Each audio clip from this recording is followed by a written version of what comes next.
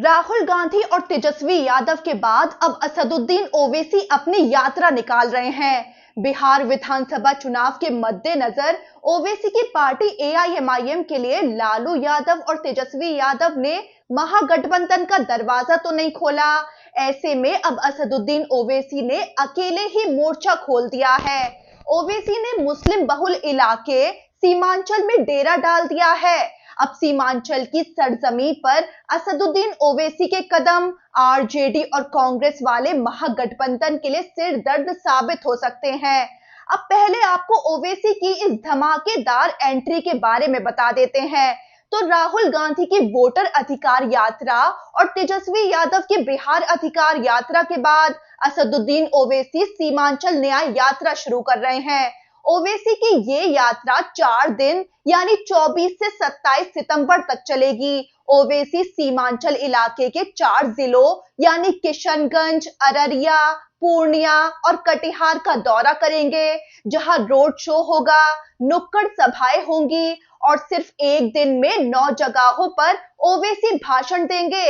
ओवैसी की इस यात्रा का रूट बेहद डिटेल्ड और जमीन से जोड़ते हुए बनाया गया है, जिसका मकसद साफ है कि ओवैसी इस यात्रा से सीमांचल की जमीन पर गहराई तक अपनी पैठ बनाने जा रहे हैं। आपको बता दें कि ओवैसी की पार्टी एआईएमआईएम ने लगातार कोशिशें की थी कि उसे आरजेडी और कांग्रेस वाले महागठबंधन का हिस्सा बनाया जाए। यहां तक कि प्रदेश अध्यक्ष अख्तरुल ईमान तो ढोल नगाड़े बजाते हुए लालू यादव के आवास तक पहुंच गए थे।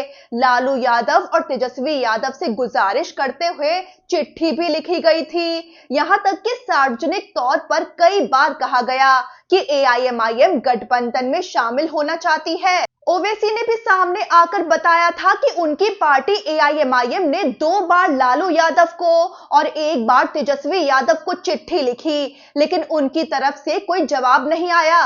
ओवैसी ने बताया कि उनकी पार्टी की मांग सिर्फ ये थी कि उसे महागठबंधन में शामिल किया जाए ताकि वोटों का बंटवारा ना हो। उन्होंने बताया कि सिर्फ 6 सीटें उन्होंने मांगी थी, ना उनकी पार्टी एआईएमआईएम को कोई मंत्री पद चाहिए था। लेकिन एआईएमआईएम की इस ख्वाहिश को लालू यादव और तेजस्वी यादव की तरफ से लगातार नजरअंदाज किया गया।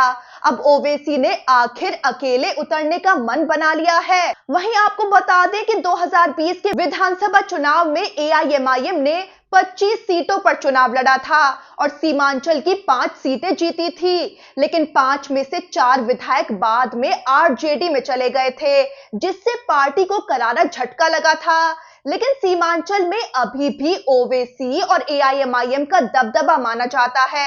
यहां तक कि राहुल तेजस्वी जब वोटर अधिकार यात्रा के दौरान सीमांचल इलाके में पहुंचे थे, तो मुस्लिम वोटर्स ने मांग कर दी थी कि ओवैसी को महागठबंधन में शामिल किया जाए, वरना महागठबंधन को नुकसान होगा। ओवैसी की पार्टी एआईएमआईएम भी लगातार मांग करती रही कि उसे महागठबंधन में शामिल किया जाए, वरना वोटों का बंटवारा होगा और बीजेपी जेडीयू वाले एनडीए को फायदा मिल जाएगा। हालांकि महागठबंधन की तरफ से एआईएमआईएम को लेकर चुप्पी ही पसरी रही, जिसके बाद अब ओवैसी ने मैदान में उतरकर चुनावी बिगुल फूंक दिया है।